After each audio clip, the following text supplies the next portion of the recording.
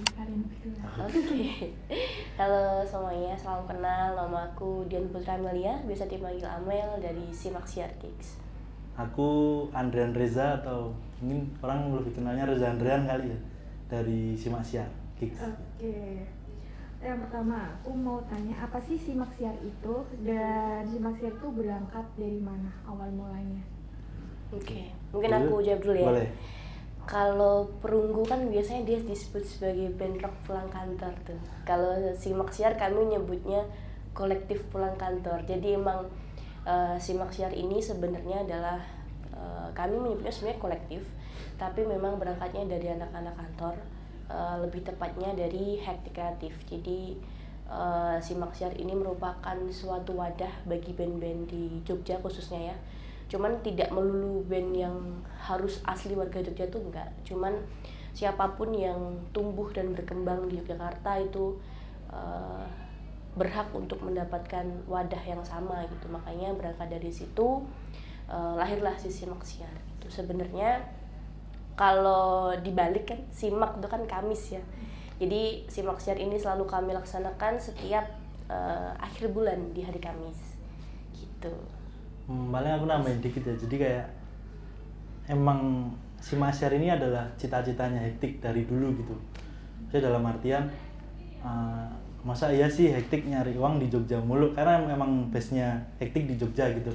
Cuman kayak kita bisa ngasih apa sih ke Jogja kayak gitu. Akhirnya terbentuklah bentuk ini yang namanya Simaksiar, yang dimana tadi pernah tadi udah disinggung sama Mbak Amel, memainkan, harapan kita tuh memainkan band yang emang lahir, tumbuh dan berkembang itu di Jogja, dan sebenarnya nggak ada limitasinya sih. Berapapun banyak, selagi ya mungkin kita masih kuat dan harapannya kita kuat terus dan teman-teman juga masih berkarya terus, ya udah, gas aja. Kayak gitu sih. Kalau perjalanan dari Simaksiar itu udah berapa lama sih?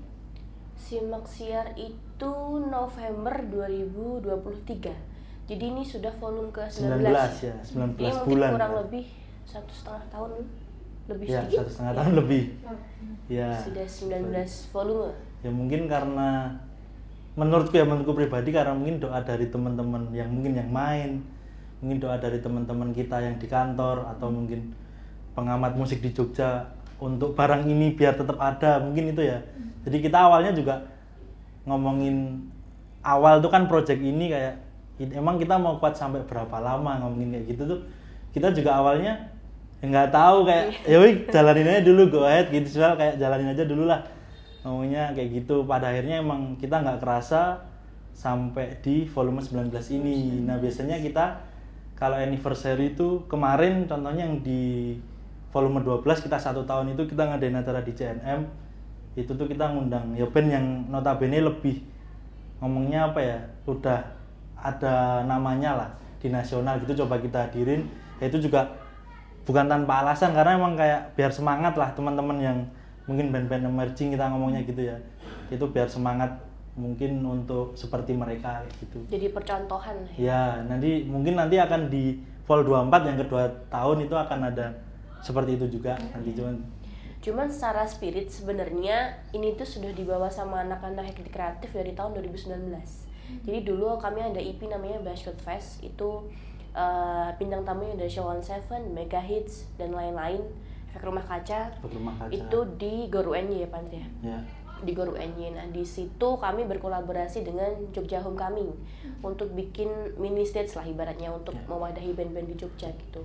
Nah cuman dari 2019 itu karena pandemi dan lain-lain, akhirnya baru terlaksana lagi untuk giving back to community, untuk komunitas, itu di November 2023 sampai sekarang. Kayak nabung lah. Jadi cita-cita 19 tuh uangnya udah ada, ditabung, keluarinnya ya kemarin ini sampai sekarang. Jadi dikeluarin per bulan kayak gitu.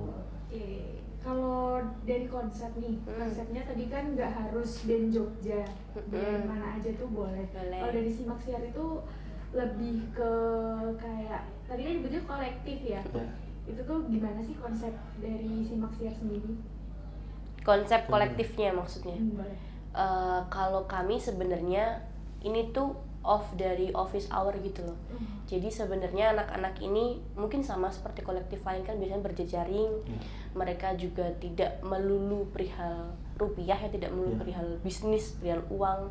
Begitupun dengan Simak Siar, meskipun kami ngantor gitu di Hektik Kreatif, cuman Simak Siar ini menjadi istilahnya side project kami untuk kami explore. Jadi anak-anak itu istilahnya di sini sebagai laboratorium untuk belajar.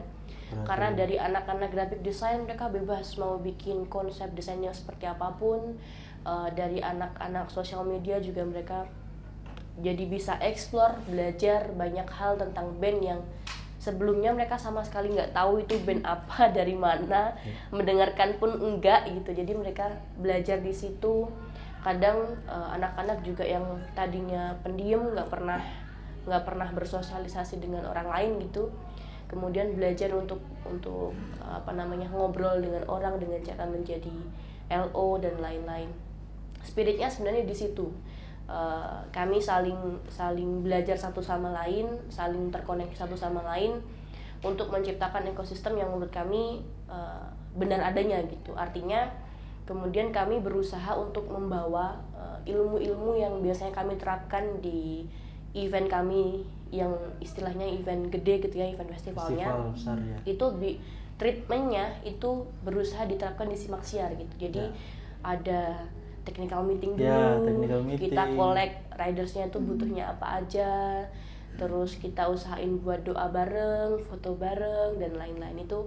Itu mungkin salah satu treatment yang coba kami salurkan gitu. Jadi tidak sekedar berjejaring tetapi juga kemudian belajar bareng di situ. Iya. Gitu. Mungkin cerita dikit flashback tuh emang dulu sebelum kita ya udah yuk ngejalanin Simak Siar gitu tuh, kita beberapa kali muter sebenarnya ke gigs yang ada di Jogja gitu. Coba kita amatin, maksudnya dalam artian kita bukan ngomongin perkara bener apa salah ya, cuman kayak tadi yang Mbak Amel bilang, treatment yang kita lakuin di festival itu gimana caranya yang main di gigs itu juga talent gitu loh. Nggak ada bedanya sebenarnya talent festival atau talent gigs, cuman kan emang ngomongin scope kan emang kalau festival mungkin dia lebih gede dan lebih siap gitu. Kalau ngomongin gigs kan skalanya lebih kecil, jadi kayak kita berusaha, jadi dari kita keliling itu kayak kenapa ada technical meeting ya, kita tuh kayak yakin band A tuh, misal kita band A tuh yakin ini tuh mainnya bagus ketika dipersiapin dengan bagus gitu loh. Nah kebanyakan gigs kan kita lihat tuh cuman nancep genjreng gitu. Nah kita di Simak Siar pengen coba istilahnya kita nge-treat ke talent tuh. Coba deh talent kalau disiapin, terus ketika ada technical meeting terus kita mewajibkan adanya soundcheck kayak gitu kan. Terus lalu sebenarnya simpel kayak kita nyediain minuman dingin yang ada rasanya sama mineral gitu. Dan ternyata emang selama kita 19 volume main di Simak Siar tuh band Jogja emang bagus-bagus. Kayak dia ngeluarin taringnya yang bener-bener nih loh gue gitu, ini loh aku gitu. Kayak gitu di Simak Siar kayak gitu. Itu sih. Mungkin itu sih. Iya. Gitu kan tadi kan Simak Siar ini jadi media belajar buat teman-teman yang terlibat sama talent-talent itu untuk mengasah menunjukkan taringnya tadi itu. Tapi ada outputnya nggak sih biar kayak mereka itu dari pembelajaran mereka, dari apa yang mereka asah itu tuh kayak dari Simak Siar sendiri tuh apakah cuma di sosial media atau di mana itu ada nggak? Kalau di kami kemudian aktivasi yang dilakukan tuh tidak melulu perihal musik sebenarnya, karena ada beberapa macam turunan. Yang pertama itu kami mengaktifkan kembali adanya Zain. Kami selalu open penulis, open submission. Siapapun penulis di Jogja, entah anak kuliah, entah dia seorang jurnalis yang memang into dengan dunia musik, entah orang yang baru belajar untuk menulis, siapapun bebas untuk menulis dan berhak untuk menulis apapun, tema apapun yang berkaitan dengan perkembangan musik di Jogja. Dan setiap volume kami selalu mencetak Zain tersebut 100 eksemplar dan kami bagikan gratis kepada orang yang datang gitu. Itu merupakan aktivasi yang dari volume 1 sampai volume 19 itu terlaksana. Jadi sejauh ini sudah ada 19 Zain Ya. yang ditulis banyak orang, dan dari situ pun anak-anak kantor juga mencoba untuk menulis musik Iya, gitu, lagi-lagi kayak gitu. meskipun kami tidak ada basic tentang kepenulisan, tapi kemudian belajar. Kami juga ada aktivasi itu Simak live, siniar. simak siniar itu interview untuk mengetahui bagaimana kemudian background si band tersebut, terus Sejarah terbentuk sejarah mungkin, terbentuk, kesan-pesan main di simak siar dan ya. lain-lain. Terus harapan mungkin buat ekosistem Jogja atau Iya. musik di Jogja spiritnya seperti apa gitu. Iya, itu selalu kami upload di YouTube. Iya. Terus ada Live siaran session. ulang ya, Iya, live siaran session. ulang namanya. Nama programnya siaran ulang itu live session. Jadi biasanya satu band itu dia bebas milih lagu mau apapun. Iya. Satu lagu yang akan kami take live dan kami upload di YouTube. Itu fungsinya sebenarnya itu sebagai arsip digital, karena kemudian ketika kita nge-search nih di Google Iya. gitu, misalnya Iya. band A gitu. Iya. Kadang tuh nggak ada publishing tentang itu gitu, Iya. tidak ada artikel, Di tidak internet ada tuh, ya. YouTube. Iya. Kadang Instagramnya pun publishnya juga asal-asalan Iya, gitu, iya. nggak ada postingan dan lain-lain, sehingga orang tuh mau background checking juga bingung gitu. Mungkin orang awam yang pengen tahu tentang band itu juga kemudian ada keterbatasan informasi di sana gitu. Makanya kita bikin program siaran ulang dan simak siniar ini biar ketika orang itu search tentang band tersebut itu ada jejak digitalnya. Paling nggak nongol lah di Paling Google nggak tuh nongol. ada gitu. Informasinya. Ada Ya. informasinya, dan itu jadi apa ya, secara fungsi kemudian jadi semacam etalase lah ya di Hektik. Ya, kita nyebutnya biasanya kayak gitu sih. Etalase. Jadi emang apa ya, yang aku omongin tadi, karena kita keliling di Jogja mencoba melengkapi lah ya, kayak ini kayaknya dibikin gini tuh seru, ini kayaknya dibikin gini seru. Nah, kayak mungkin apa ya ngomongnya, kita lihat dari keresahan kali ya, kayak tadi kan keresahan tuh kayak misal nge-search band A kok nggak ada padahal mainnya bagus kemarin di Simak Siar gitu. Nah, itu kan kayak yang kita apa yang bisa kita beri untuk band tersebut.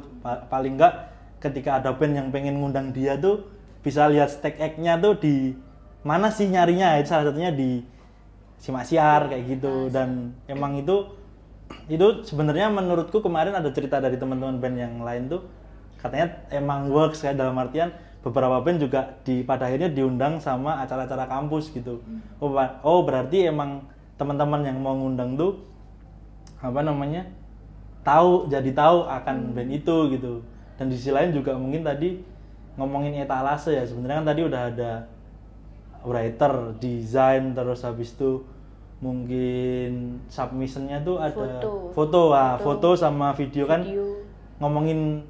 Ngomongin audiovisual di Jogja kan nggak ada habisnya gitu. Jadi emang apa ya, dari kita open submission foto sama video itu emang penggiat foto sama video banyak banget di Jogja.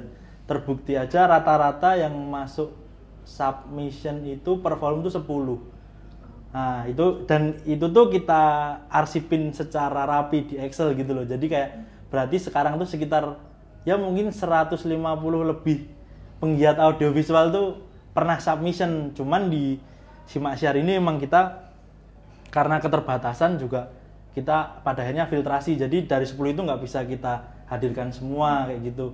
Biasanya kita foto 2, video 2 kayak gitu. Dan itu emang ketika teman-teman lihat di Instagram atau mungkin lihat di YouTube Simak Siar itu emang dari kerjanya teman-teman. Jadi kerjanya teman-teman submission. Jadi harapannya di Simak Siar itu jadi mungkin pernah kejadian nih. Jadi ada band yang nggak punya fotografer.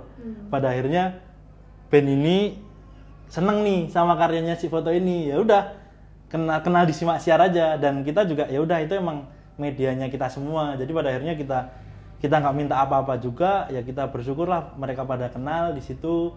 Ya udah tinggal kenalannya aja, rembukan sendiri lah ibaratnya kayak gitu dari Simak Siar. Jadi etalasenya tuh nggak cuma etalase band, tapi etalase penulis, etalase audiovisual ya, audiovisual gitu. Ya all about mungkin pertunjukan musik lah, turunannya kan sebenarnya ternyata banyak banget ya gitu. Mungkin juga banyak tempat yang request ya Mel. Ya. Nah di Jogja tuh ternyata banyak coffee shop atau mungkin tempat toko atau apa gitu yang request, ayo dong si Masyar main ke sini. Nah, pada akhirnya kan si Masyar menjadi aktivasi di berbagai tempat gitu. Kemarin juga sempet kita takut tuh, bukan takut ya, kayak kalau di selatan kira-kira rame nggak ya yang nonton. Nah gitu kita buktiin di selatan, oh ternyata rame. Semua berbondong-bondong ke selatan tuh orang-orang ya, kayak gitu sampai yang punya aja, wah gila ya kalian ya, gitu gitulah. Maksudnya harapannya emang di sini kita pengennya maju bareng ya, kita support sama F&B kan, bisa aja tuh F&B dari tempat-tempat coffee shop atau mungkin toko, terus ada penggiat audiovisual, penggiat tulisan, kayak gitu sih. Harapan kita sih seperti itu ya. Gitu. Tapi kalau dari venue sendiri tuh ada kriterianya nggak sih si Maxiar ini? Apakah harus dari jauh dari penduduk, harus indoor, harus outdoor? Sebenarnya kalau kriteria khusus sih nggak ada. Karena kalau berbincang tentang audio pun kami istilahnya bawa sendiri lah. Kalau coffee shop tersebut nggak menyediakan tentang peraudioan tuh juga nggak apa-apa gitu sebenarnya. Cuman beberapa case kemudian kami cukup riskan ketika coffee shop tersebut atau tempat tersebut tuh dekat dengan rumah warga, karena musiknya kan kadang ada yang pang-pangan, ada yang secara genre tuh macem-macem lah, nggak cuma terkotak dengan satu genre aja gitu. Pernah hip hop, pernah apa segala macam. Jadi menghindarinya paling enggak tuh ketika kami main di satu tempat tidak mengganggu warga. Iya, sebenarnya itu sih emang yang pertama dan paling utama tuh sebenarnya kita concern ke gangguan masyarakat ya. Karena emang kita juga nggak bisa membatasi si band ini mungkin saking semangatnya mau perform terus gebuknya mungkin tenanan atau dan sebagainya gitu kan. Kita juga nggak bisa melimitasi itu, namanya juga eksplorasi kan mereka juga. Makanya kayak emang pertama tuh kita ketika survei venue kita mesti menanyakan nih warganya aman nggak gitu. Iya. Ketika itu aman, oke, semua bisa aman. Ya. Warga aman berarti aman. Iya. Gitu. Kita kayaknya pernah pakai venue dari yang bener-bener proper buat bikin gig sampai yang nggak proper tuh pernah ya Mel? Pernah. Ya. Berbagai macam venue sudah pernah dicoba. Ya. Dan Jogja Bahkan, sepertinya cukup sulit buat cari ya, venue cukup tuh. sulit. Cuman kalau kemarin tuh sebenarnya banyak diorder karena November ya itu ya. Terus akhir tahun kan banyak musim penghujan. Nah, kita kan juga jagain alat-alat anak-anak, jagain alat-alat vendor, makanya kita kayaknya di indoor aja deh gitu buat keamanan semuanya gitu. Kalau ngomongin venue itu ada hal yang lucu menurutku. Jadi ada di daerah Jalan apa ya? Damai ya? Jalan Damai. Nah, itu tuh kita kayak menemukan harta karun. Jadi kayak ada, ini ngomongin nggak apa ya? Nggak apa-apa. Ada namanya angkringan bahagia. Nah, itu tuh belum pernah namanya buat musik. Jadi itu tuh event yang hari-harinya tuh cuma buat main PS sama nobar. Sama nobar bola. Nah, itu lucu banget tuh. Nah, itu ada namanya angkringan bahagia di sana, bener-bener kita pakai di situ kayak kita pertama kali lah, kayak merawanin lah situ ya. Pertama kali, habis itu kita berjalan 2 volume di situ, lalu ada teman-teman kampus yang memakai, pada akhirnya sekarang nggak boleh dipakai karena sama polisinya nggak dikasih izin ya. Iya. Kayak gitu. Jadi hal-hal seperti itu ya. Nah, kita kehilangan tempat lagi gitu. Jadi emang struggle-nya nyari tempat opsi venue gigs di Jogja itu emang menurutku ya mungkin kalau yang ngeliat ini ada yang mau bikin tempat venue, kita bisa sih situ terus gitu awal gitu. Itu sih paling kalau ngomongin venue. Ada juga yang lucu di SCBD itu kan kita gigs kan, jadi dia ada panggungnya, ada atapnya, cuman depannya tuh lapang. Iya. Nah itu kita pakai di situ 2 kali kalau nggak salah. Yang main pasti Morning Glory temannya Mas Danu itu. Nah, itu hujan lebat, bros. Nah, itu penontonnya basah kuyup tuh, akhirnya itu udah coffee shopnya sempit pada masuk semua. Nah, pas itu ditawarin tuh sama ownernya, ini kenapa nggak pernah main kesini lagi? Hujan pak, ini susah kalau nanti penontonnya. Ya udah aku bangunin atap gitu. Terus sekarang ada atapnya tuh, SCBD.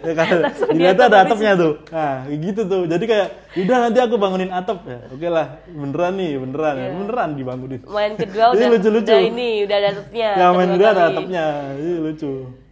Berarti nggak cuma teman-teman yang terlibat, tapi juga venue pun juga mendukung ya. Iya. Pada akhirnya ekosistemnya jalan. Yang ke tempat Mas Heru juga pernah ya, warung Heru Lor. Ya. Tuh, yang sekarang jadi Sasana Boxing. Ya, dulu masih ada ininya tapi belum permanen. Iya, itu juga menurutku salah satu sejarah warung Heru Lor tuh. Pertama ya kita ada gigs di situ. Iya. Jadi warung Heru Lor biasanya cuma buat latihan ini Mas Heru. Iya. Tapi terus kemudian ngobrol bisa nggak Mas Possible Ya, dan Mas Heru lain-lain. juga dukung sih kayak gitu-gitu. Mas Herunya support. Seneng banget. Dicopot pakai lah aja. itu si ring-ring itu Dicopot. tinjunya. Iya. Akhirnya Possible yang biasanya buat latihan tinju buat apa sama beliau baiknya dicopot. Kita kicks di situ. Enak banget tuh padahal di warung Heru tuh tempatnya. Kalau dari proses kreatif dari Simak Siar nih, dari line up mungkin ya, itu tuh kayak kan tadi ada hip hop, ada hardcore, kan ada metal hardcore kayak gitu-gitu. Itu tuh kalian mengkelompokkan kayak volume berapa nih harus yang satu genre atau ada kriteria kayak pemilihan line up gitu nggak sih dari Simak Siar? Genre apapun tuh bebas main di Simak Siar, tapi kemudian kadang kita eksperimental. Kadang kita pernah satu volume tuh genre sama semua, hip hop semua, jazz semua, kadang soloist pop semua itu pernah gitu. Cuman di satu momen kadang kita juga iseng nabrak-nabrakin gitu. Pernah volume berapa ya Dratan tuh ya? Lupa volume berapa. Sun Lotus tuh kan, Suges, Sama PLR dia Suges dari Cina. Kita tabrakin sama The Glad sama The Gang. Wah itu sih. Jadi orang pakai suspender, nah ketemu orang yang gombrong. Itu beberapa momen kayak gitu. Jadi kadang apa genrenya mungkin beda ya. Pas The Kick tuh juga kita nyoba nabrakin. The Kick kita tabrakin sama Buktu. Kita tabrakin sama Bias, hardcore sama Half Season yang pop. Kayak gitu. Itu jadi beda. Tapi justru dari situ kemudian penggemarnya gitu ya saling melebur. Jadi ternyata penggemar si Half Season ternyata datang, penggemarnya The Kick datang, meskipun ada pergantian pemain terus lah. Pasarnya juga berubah. Kerasa ya. yang nonton di depan panggung tuh kerasa tuh, oh switching gitu. Cuman pada akhirnya mereka after gigs gitu melebur dan ngobrol. Ngobrol jadi satu gitu, jadi cair suasananya. Pada akhirnya seperti itu. Kalau kurasi sih ngomongin awal dulu tuh kita sempet dibantu ya men, sama Bayunya Koloni. Bayu Koloni. Itu salah satu yang membantu ya rombongan Koloni lah. Rombongan Koloni itu kan kita dulu tuh, nah flashback lagi nih, senang flashback kayaknya. Jadi Simak Siar dulu tuh kan kita ngomonginnya kolektif kantor. Orang mungkin orang tahu Hektik tuh apa ya, ngomongnya mungkin penggiat festival doang yang tahu gitu loh.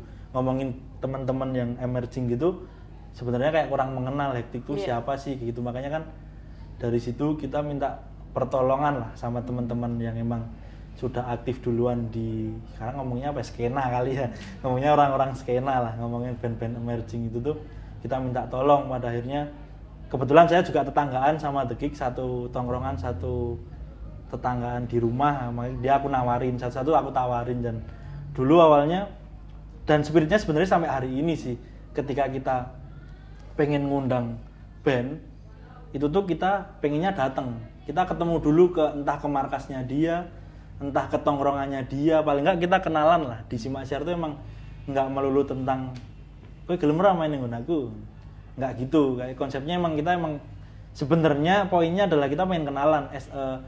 Kita Hektik Kreatif dan kita Simak Siar tuh kita pengen kenalan sama teman-teman penggiat musik lah yang ada di Jogja. Makanya beberapa temen kita datengin langsung kayak gitu. Terus kurasinya juga sekarang kebantu. Jadi sekarang tuh bisa submit, kita nyediain barcode gitu. Jadi band-band tuh bebas submit gitu, dan itu banyak banget Mbak, Mas. Jadi kayak oh gila, ternyata emang sebanyak ini gitu. Itu banyak banget. Ya, dari band yang mungkin dia PD submit belum punya karya sampai yang dia emang udah punya karya gitu. Dan itu apa ya, mungkin bagi band-band yang submit yang kok aku nggak diundang-undang Simak Siar ya, emang karena Simak Siar itu konsepnya tuh 4 hanya 4 setiap pertunjukan.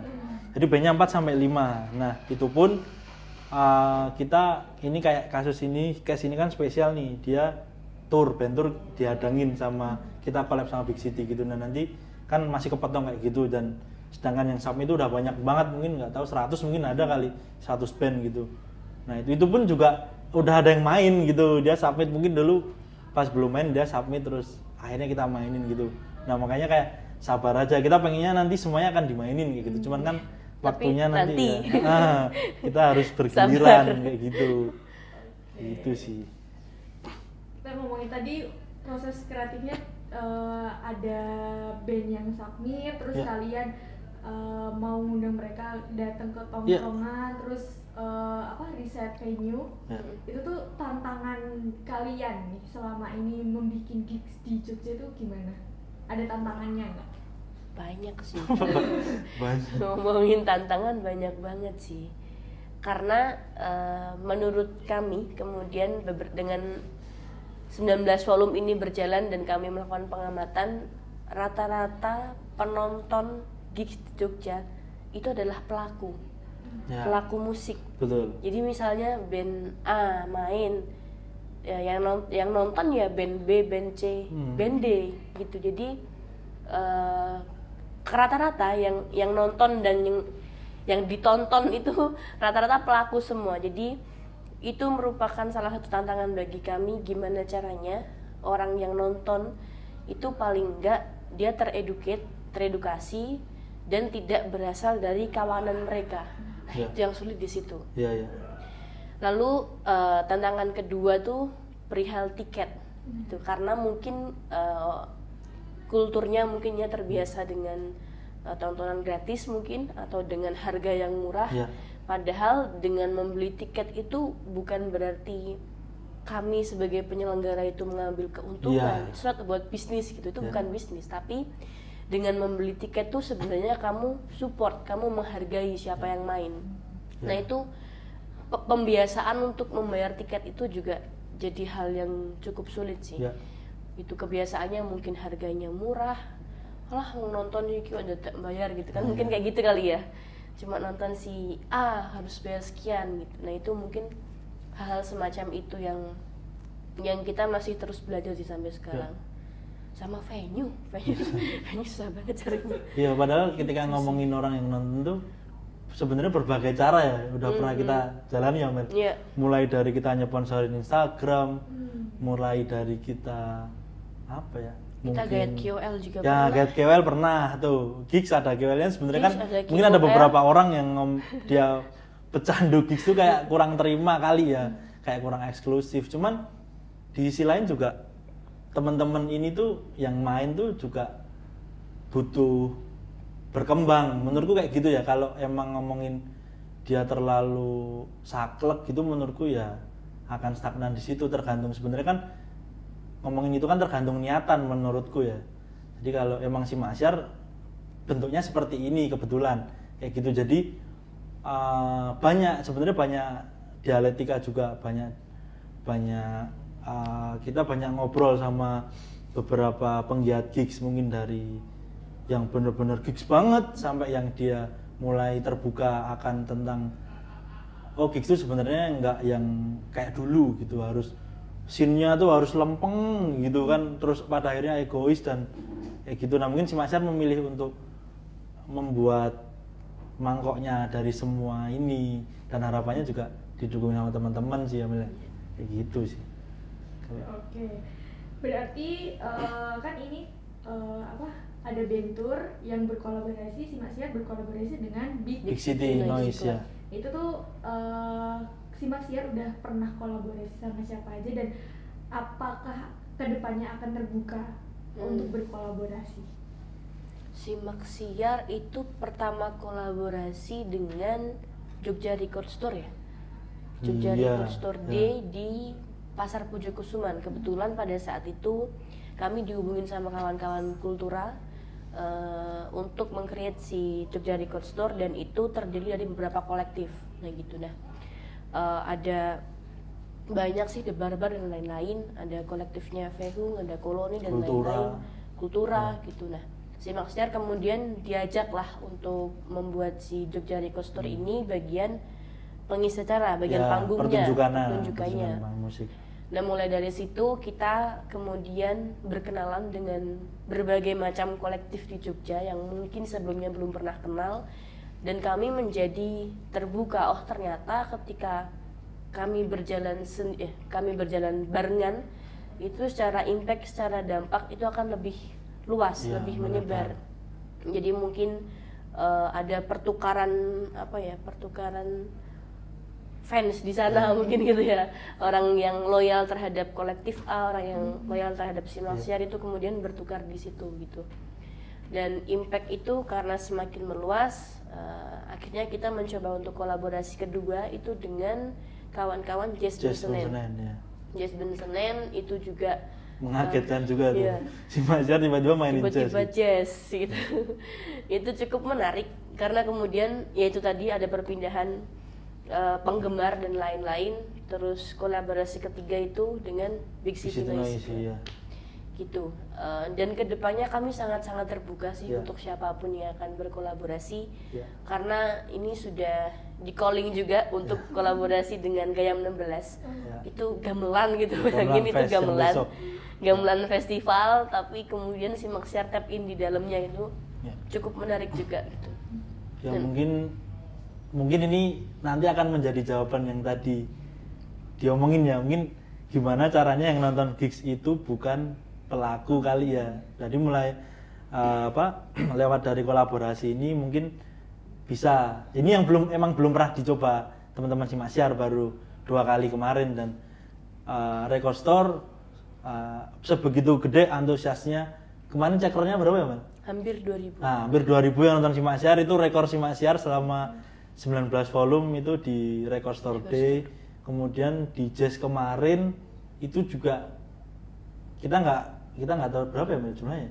150 ya? 150. Nah, 150 itu, dan menurutku itu jumlah yang banyak karena Simak Siar selama ini memainkan lagu-lagu alternatif dan itu tiba-tiba jeglek jazz. Itu kan ternyata awalnya dikira anak-anak tuh ini ada yang nonton nggak ya, ternyata emang banyak gitu.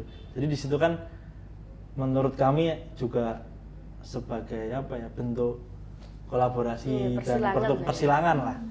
Nah nanti ini semoga ini sama Big City Noise juga akan rame dan nanti terus sih. Jadi emang sebenarnya terbuka aja sih apapun genrenya, kalau mau kolaborasi sama Simak Siar monggo. Dan tidak melulu musik. Iya Karena sih. kemarin sempat ada tawaran kolaborasi dengan Fight Club itu tinju terus main band gitu. Nah itu mungkin menarik juga kolaborasi semacam itu ya.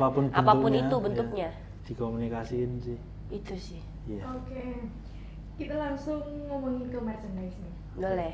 Dari Simak Siar sendiri, seberapa penting sih mengeluarkan merchandise buat band atau dari event kalian dari Simak Siar sendiri?